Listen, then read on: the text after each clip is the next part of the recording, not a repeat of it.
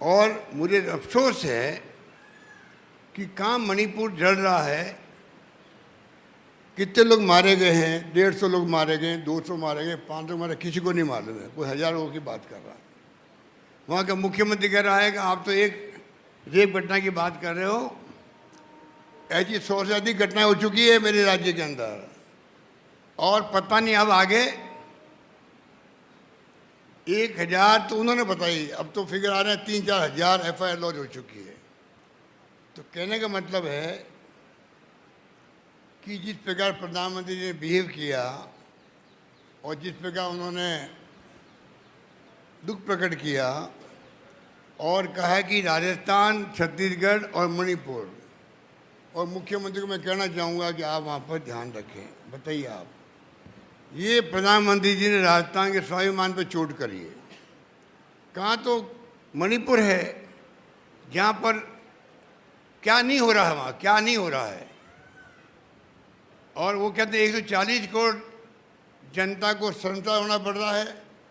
140 करोड़ जनता को शर्मसार नहीं होना पड़ रहा है, वो तो दुखी है आपके सरकार के कारनामों से, आपकी विफलताओं से, आपकी लापरवाही से। एक बार गृह मंत्री जाके आ गए और तीसरी कर ली। जलते रहे, मरते गए, झोपड़े जल रही है, सब कुछ जल रहा है वहाँ पर। और जो रेप और जो घटनाएं जो आप देख रहे हो, क्या क्या नहीं हो रहा है, उनके बारे में आपने खाली चंद सेकंडों में अपनी बात खत्म कर दी, फॉर्मेलिटी करके। वो खुद नहीं जाते, मान लो PM मीटिंग बुलाते, बराबर रेगुलर पता करते क्या हो रहा है, प्रोग्रेस क्या है, कंट्रोल कैसे होगा। आप कर्नाटक घूम रहे हो, राजस्थान घूम रहे हो, छत्तीसगढ़ घूम रहे हो चुनाव के अंदर।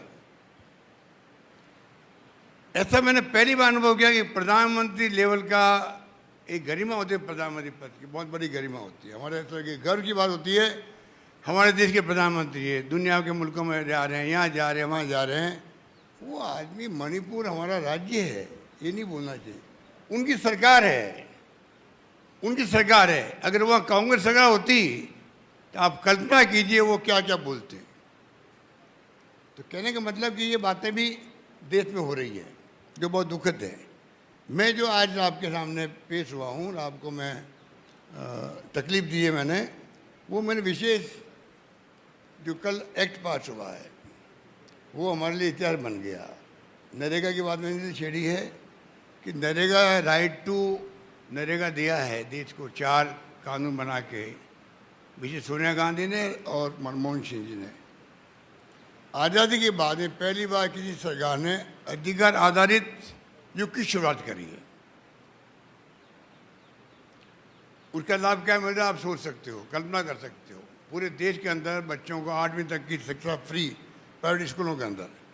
आपको मालूम होगा, खुशी होगी, राजस्थान सरकार ने 8वीं से 12वीं कर दी है। राजस्थान के पहले गवर्नमेंट देश के अंदर जिसने 12वीं तक भी हमने कर दी है।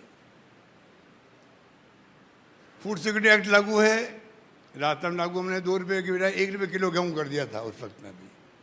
हम तो वो फॉलो कर रहे हैं जो कि वहाँ पर फैसले हुए थे। पर कहने का मतलब ये है कि समय आ गया है कि आप विश्व गुरु बनने की बातें कर रहे हो, पहले घर को संभाल लो। जो हमारे देशवासी हैं, भूखमरी के शिकार हैं, कुपोषण के शिकार हैं, उनका क्या कर रहे हो? उनके जीने का अधिकार उनको भी है। ये हमने जो कानून कल पास किया उसकी भावना भी आप समझ लो वही है कि कानून क्या कहता है, संविधान क्या कहता है। संविधान की जो भावना, राज्य की नीति निर्देशक डायरेक्टिव प्रिंसिपल जो हमारे हैं, उसमें कहते हैं समान न्याय और निःशुल्क विधिक तत्व नंबर 1, कुछ दशाओं में काम, शिक्षा और लोक सहायता पाने का अधिकार, और कर्मकारों के लिए निर्वाह मजदूरी आदि। ये आप बताइए कि कॉन्स्टिट्यूशन असेंबली के अंदर महान नेताओं ने डिस्कशन किए, डॉक्टर अंबेडकर का संविधान आया। आज समय आ गया कि हम मांग क्यों करें बार बार। आप लोग गवाह इस बात के, मैं कई बार कह चुका हूँ कि मैंने प्रधानमंत्री को पत्र लिखा है, रिक्वेस्ट करी है कि 4 कानून बनाए मनमोहन सिंह ने, 5 आप बनाइए। राइट टू सोशल सिक्योरिटी, उसमें सब बात आ जाएगी। सब बातें आ जाएगी, पेंशन भी आ जाएगा, गारंटी मिलेगी लोगों को। वो वक्त आ गया कि आप सोशल सिक्योरिटी का नाम दीजिए, उस अम्ब्रेला के अंदर तमाम बातें आएगी, उससे हर परिवार देश का। अब कई बार कई गलतियाँ होती, छूट जाते हैं, कहीं आते हैं कहीं नहीं आते, कि जब मालूम नहीं पड़ती है। कानून बन जाएगा तो इस देश का हर परिवार को सुरक्षा मिलेगी, जिस प्रकार दुनिया के मुल्कों में मिलती है। विदेश मंत्री प्रधानमंत्री इतने मुल्कों में जाते हैं तो मुझसे ज़्यादा 1000 गुना ज्ञान ज़्यादा उनका है, उसका उनको उपयोग करना चाहिए। अपने अनुभवों का, ज्ञान का उपयोग करें वो। और जो दुनिया के मुल्कों में सोशल सिक्योरिटी लागू, चाहे जर्मनी है, चाहे वो इंग्लैंड है, अमेरिका है, जो भी है, यूरोपियन कंट्रीज है, उनका अध्ययन करवा ले।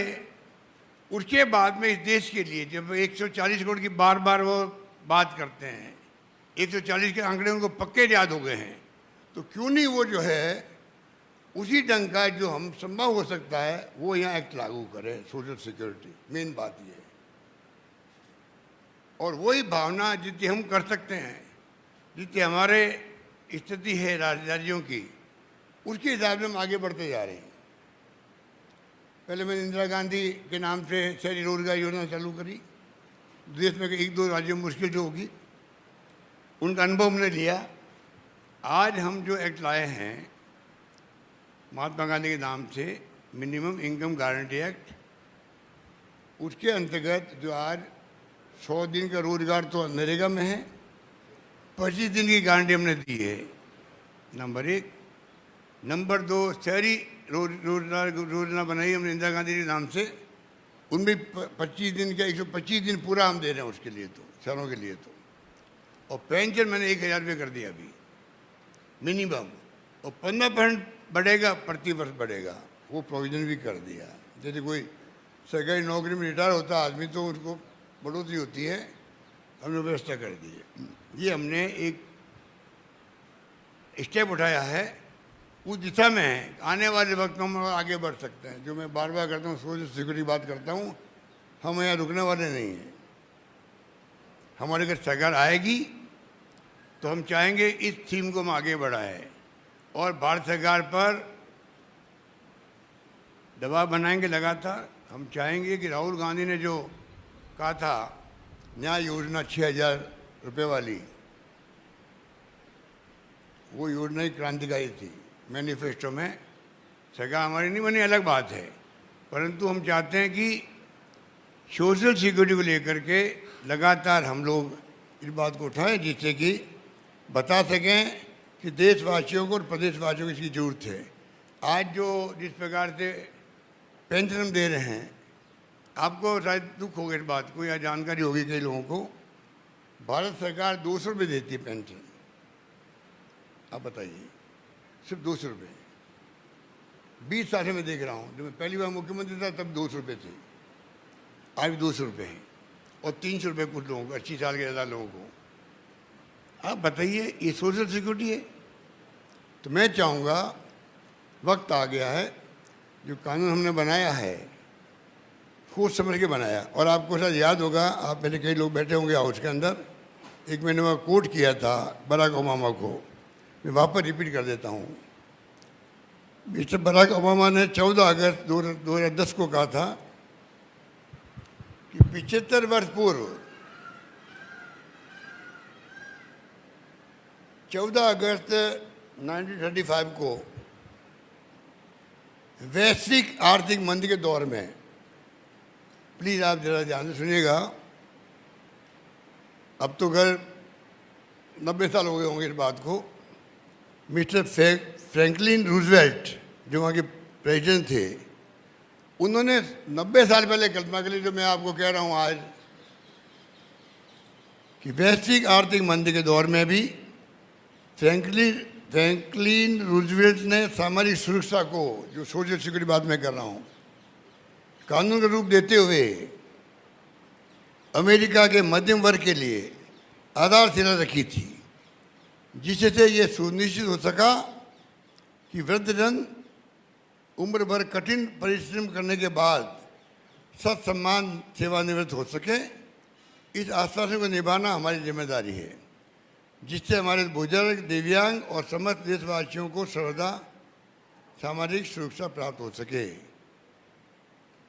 ये अगर 80-90 साल पहले अमेरिका से मुल्क में बात हुई है, वैसे लंबा कोट इनका है, उसमें उन्होंने ये भी कहा था, अभी मैं लिख के नहीं लाया हूँ, ये कहा था हम इन शक्तियों को, जो जैसे मैं एनपीएस की बात करता हूँ ओपीएस के मुकाबले, उसने उस वक्त कहा है इन शक्तियों को हम बाजार के डिपेंड नहीं करवा सकते हैं। वही बात जो आज मैं कहता हूँ शेयर मार्केट और आप म्यूचुअल फंड पे आधारित कर रहे हो एनपीएस को, उस वक्त उसने कहा था कि हम इनको सरकार को जो है ऐसा फंड नहीं बना सकते कि आप डिपेंड उनके ऊपर हो जाओ मार्केट पर। इस सरकार के दायित्व हम कैसे इनकी सोशल सिक्योरिटी करें।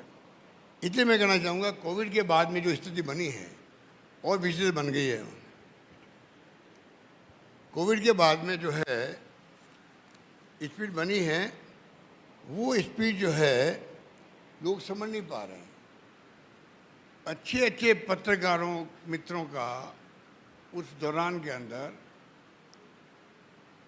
एक दूसरे पत्रकार की बात क्यों करूं, आप लोग तो भुगतभोगी हो, आपके मालिकों ने तो जो आपके साथ बिताई है कोई बिता नहीं सकता।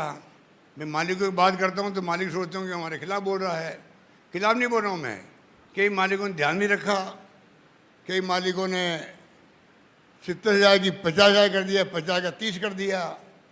कोविड ख़त्म हो गया है, विज्ञापन की भरमार है हर रोज अखबार के अंदर।